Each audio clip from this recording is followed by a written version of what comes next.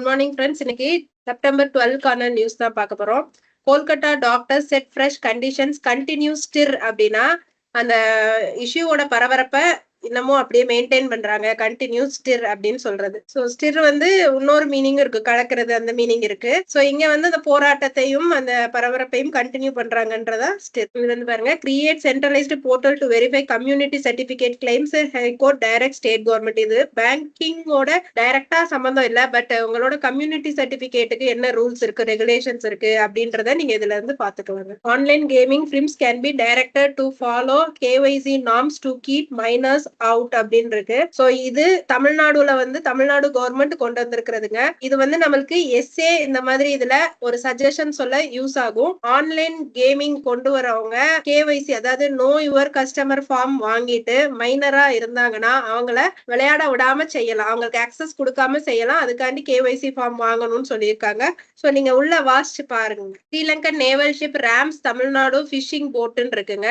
Rams அப்படின்னா என்ன அர்த்தம்னா to push something with great force. அடுத்து Cong seeks report on wire tap acquisition அப்படின்னு இருக்குங்க. சோ கான்றது கேரளால இருக்கிற ஒரு கவர்னர், கேரளா கவர்னர் பேர் தான் கான்ங்க. அவர் வந்து on Wednesday waded into the political controversy unleashed by left democratic front அப்படின்னு இருக்கு. இதுல வேடடுக்கு மீனிங் தான் பாக்குறோம். வேடட் அப்படின்னா இன்வேட் அப்படின்னு சொல்றோம். இன்வேடட் அப்படின்னா படையெடுப்பு அந்த மாதிரி இருக்கலாம். வேடட்னாலும் கிட்டத்தட்ட அதே மாதிரி தாங்க. கஷ்டமா இருக்கிற ஒரு இடத்துல நடக்கிறது, மூவ் பண்றது, அதுதான் வேடு. Public accounts, the public accounts committee must assert its role as an instrument of parliamentary oversight அப்படின்னு இருக்குங்க. அதாவது பார்லிமெண்ட் பார்க்காம தவற விட்டத பப்ளிக் அக்கவுண்ட்ஸ் கமிட்டி, அதாவது கவர்மெண்டோட வரவு செலவுகளை பாக்குற கமிட்டி வந்து அதை கரெக்டா செய்யணும் அப்படின்னு சொல்லி அதோட எடிட்டோரியல் கொடுத்திருக்காங்க. ஒன் மேன் ரூல் அப்படின்னு சொல்லிட்டு வெனின்சுலா பத்தி ஒரு ஆர்டிக்கல் வந்திருக்குங்க.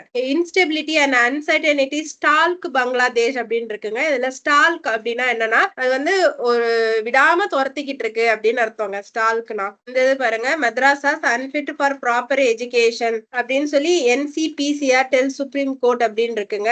இதுல வந்து மദ്രാസാஸ் அப்படின்னா இஸ்லாமிக் காலேஜுங்க, சரிங்களா. அந்த ஒரு சில நேரம் பள்ளிவாசலா கூட இருக்கலாம்னு நினைக்கிறேன். அங்க வந்து சின்ன அந்த உருது எல்லாம் வாசிக்க செய்யலாம் சொல்லி தருவாங்க. இதுல வந்து NCPCRக்கு தாங்க நான் அண்டர்லைன் பண்ணியிருக்கேன். National Commission for Protection of Child Rights. இதுதான் வந்து இந்தியாவோட top child rights protection authority. ஓகேவாங்க. அடுத்து cabinet approves health cover for all aged 70 and above. இப்ப நம்மளோட ஆயுஷ்மான் பாரத் அப்படின்னு ஒரு ஸ்கீம் இருக்கு. அது வேர்ல்டுலயே லார்ஜஸ்ட் ஹெல்த் கேர் ஸ்கீமுங்க. அதுல வந்து பெர் ஃபேமிலி 5 lakhs கொடுக்குறாங்க. அந்த ஃபேமிலியில எத்தனை மெம்பர்ஸ் இருக்காங்களோ எல்லாருக்கும் சேர்த்து 5 லட்சம் ரூபாய். இப்ப 70 years above இருக்கிற சீனியர் சிட்டிசனுக்கு மட்டும் தனியா 5 லட்சம் ரூபாய் கொடுக்குறாங்க. அதுதான் இந்த ஸ்கீமோட ஸ்பெஷாலிட்டி. அந்த இதையும் வாஸ்து பாருங்க. மிஷன் மௌசம் அப்படின்னு இருக்கு.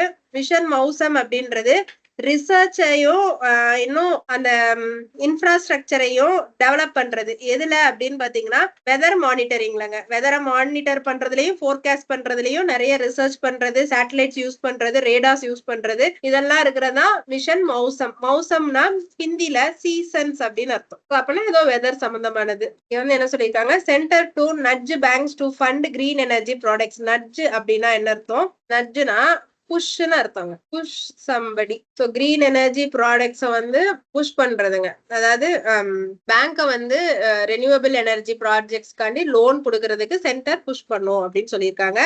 இப்போ பேங்க் வந்து ஏதாவது ஒரு ரெனியூவபிள் எனர்ஜி ப்ராஜெக்ட்டுக்கு லோன் கொடுக்குது அப்படின்னா, அதாவது கவர்மெண்ட்டுக்கே லோன் கொடுக்குது அப்படின்னா அதை வந்து ஷபத் பத்ரா அப்படின்னு சொல்லிட்டு கவர்மெண்ட் ஒரு பத்திரம் போட்டு பேங்குக்கு கொடுக்கும். இப்ப என்னன்னா நம்மளோட கிஃப்ட் சிட்டி இருக்கு இல்லையா, குஜராத் காந்தி நகர்ல, அங்க வந்து ஒரு ரெனியூவபிள் எனர்ஜி ப்ராஜெக்ட் வந்து கட்ட போறாங்க. அப்ப ஏதாவது ஒரு பேங்க் அதுல இன்வெஸ்ட் பண்றதுக்கு வில்லிங்கா இருந்தது அப்படின்னா அவங்களுக்கு இன்டர்ன் கவர்மெண்ட் இவ்வளவு லோன் கொடுத்துருக்காங்க அப்படின்னு சொல்லிட்டு ஒரு பத்திரம் போட்டு கொடுத்துரும். ஸோ எலக்ட்ரிக் பஸ்ஸஸ், அதுக்கப்புறம் வந்து சார்ஜிங் ஸ்டேஷன்ஸ், அதுக்கப்புறம் இன்சென்டிவ்ஸ், இதெல்லாம் வந்து தர ஸ்கீம் பேர் தான் இ மொபிலிட்டி. சரியாங்க. ஸோ நம்ம இந்தியாலேயே இன்டகிரேட்டட் சர்க்யூட்ஸ் ஐசி சிப்ஸ் தயாரிக்கிறதுக்கு மோடிஜி வந்து ஒரு பிளான் பண்ணியிருக்காரு, ஒரு கமிட்மெண்ட் வச்சிருக்காரு. ஸோ MSME டெவலப்மெண்ட் ஆக்ட்ல வந்து ஒரு சில அமெண்ட்மெண்ட்ஸ் இருக்குன்னு சொல்லியிருக்காங்க. அந்த ஆக்ட் எப்போ வந்துச்சு? 2006ல வந்துச்சுங்க. அதனாலதான் அந்த இடம் மட்டும் நம்ம வந்து மார்க் பண்ணியிருக்கோம். அடுத்து லெமனன் ஆப் அப்படின்றது ஒரு இன்வெஸ்டர்ஸ் ஆப். அது வந்து நல்ல 5 லேக் சப்ஸ்கிரைபர்ஸ் அதுல வச்சிருக்காங்க. இப்போ வெட் கிரைண்டர் அதுக்கு ஜிஐ டேக் வந்ததுன்னா கோயம்புத்தூர் வெட் கிரைண்டர் தாங்க ரொம்ப ஃபேமஸ். அதுலயும் வந்து எவ்வளோ இண்டஸ்ட்ரீஸ் அதை தயாரிக்கிறாங்கன்னா 150 எம்எஸ்எம்இ இண்டஸ்ட்ரீஸ் வந்து அதை தயாரிக்கிறாங்க. இப்ப ஜிஎஸ்டியை குறைக்க சொல்லி கேட்டிருக்காங்க. முதல்ல 5% இருந்தது, அதுக்கப்புறம் வந்து 12 ஆச்சு, 18 ஆச்சு, ஃபர்ஸ்ட் 18 இருந்தது, அப்புறம் 12 ஆச்சு, 5 ஆச்சு, அப்படியே குறைச்சிட்டு வந்தாங்க. திரும்பியும் அதை ஏத்திட்டாங்க. அடுத்து டேவிஸ் கப் எதை பொறுத்ததுங்க? டென்னிஸை பொறுத்தது டேவிஸ் கப். அடுத்தது வந்துங்க பிஃபில். பிஃபில் அப்படின்னா என்ன அர்த்தம்னா அன்இம்பார்ட்டன்ட்லி நான்சென்ஸ்னு அர்த்தங்க, மீனிங்லெஸ். ஓகேவாங்க? ஃபுல்னா மீனிங்கே இல்லாது, நோ சென்ஸ், அதான் நான் சென்ஸ். ஓகேவாங்க? சரிங்க, இதோட என்னோட ஹிந்து ரீடிங் முடிஞ்சு ஃப்ரெண்ட்ஸ். தேங்க்யூ.